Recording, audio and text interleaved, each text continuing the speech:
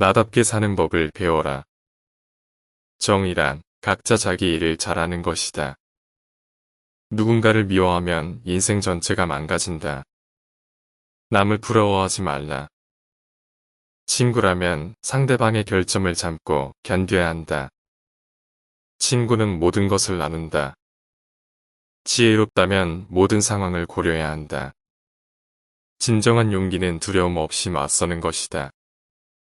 사랑한다면 진심으로 아껴줘야 한다. 남의 불행 위에 내 행복을 쌓지 말라. 절제되지 못한 욕망은 반드시 화를 부른다. 생각이란 영혼이 영혼 스스로와 대화를 하는 것이다. 타인에게 친절하라.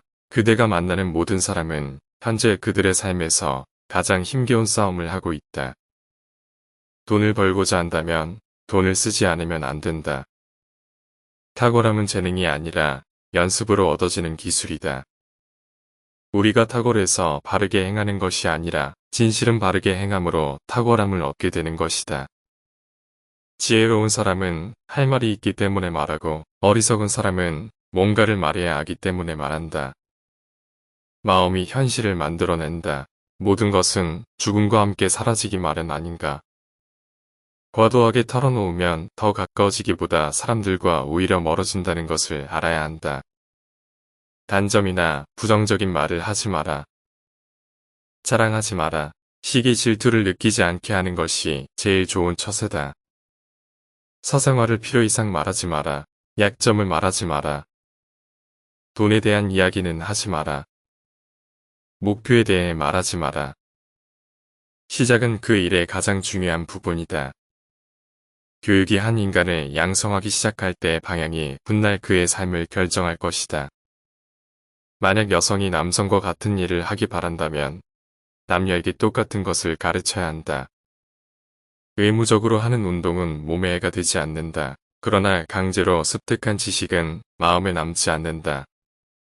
정치에 무관심할 때는 반드시 대가가 따른다. 가장 저질스러운 인간들에게 지배받는다는 것이다. 시험되지 않는 인생은 살 가치가 있다. 부는 사치와 게으름의 어머니이고 가난은 비열함과 악함의 어머니이며 부와 가난은 모두 불만의 어머니이다. 최초이자 최고의 승리는 자기 자신을 정복하는 것이다. 좋은 결정이란 지식에 기반하는 것이지 숫자에 기반한 것은 아니다. 누군가 당신에 대해서 나쁜 말을 한다면 아무도 그 말을 믿지 않을 것이라는 생각으로 살아라. 눈은 영혼의 창문이다. 얻을 수 없는 것에 마음을 품고 사는 것만큼 불행한 일은 없다. 한 제국을 세우기 위해서는 1000번도 부족하지만 그것을 무너뜨리기에는 1시간으로도 족하다. 인간에게 있어서 가장 아름다운 진실은 마음가짐을 바꾸면 현실을 바꿀 수 있다는 것이다. 악한 사람을 사귀지 말라. 악인들은 그대를 보호막으로 삼는다. 악행에 대한 큰 형벌은 범인을 더 나쁜 사람이 되게 만드는 것이다. 여성의 아름다움에 대한 정답은 없다. 용기란 일종의 구원이다. 자, 모든 사람의 마음속에 온갖 종류의 세상이 있다고 가정해보자. 어떤 새들은 무리를 지어 다른 새들로부터 이탈하며 어떤 새들은 무리를 이루고 어떤 새들은 외로이 어디론지 마음대로 날아가기도 한다. 이 새들이 곧 지식이다. 우리들이 어렸을 때는 이 세상은 텅 비어 있었을 것이다. 그리고 인간이 이 우리 속에 어떤 종류의 지식을 넣고 보관해 두었다면 그는 지식의 대상이 되는 것들을 배우거나 발견했다고 말할 수 있을 것이다. 이것이 곧 아는 것이다. 자신의 능력에 의하지 않고 조상의 명성 때문에 존경받고 그것을 감수하는 것만큼 수치스러운 일은 없다. 사람을 시험해 보려면 모든 재산을 박탈하고 부당하게 대해보라. 재산을 박탈당한 것은 참지만 부당한 대우는 참지 못하는 사람이라면 가까이 두고 잘 대해주도록 하라.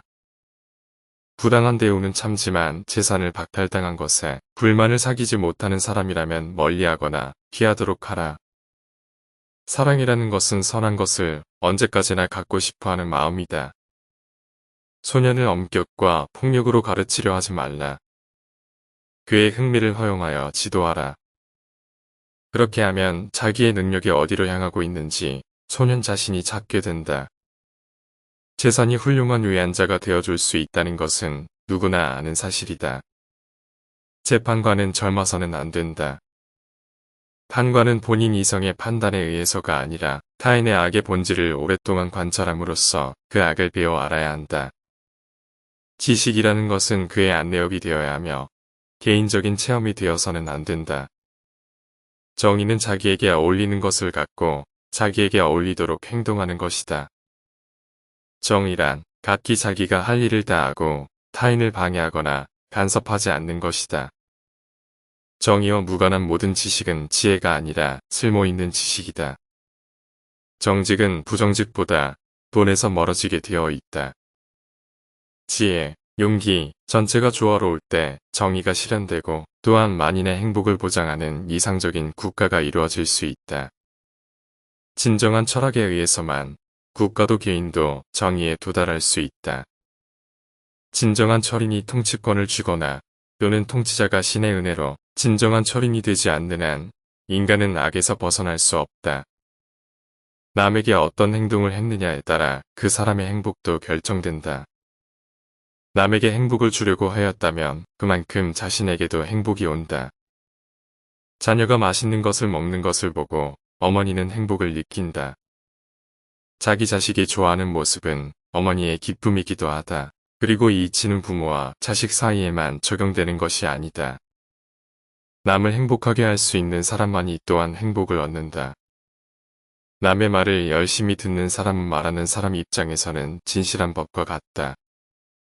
성한 곳은 놔두고 상처 부위만 노리는 파리떼처럼 악한 사람은 다른 사람의 장점은 무시한 채 단점만 찾으려고 혈안이 된다.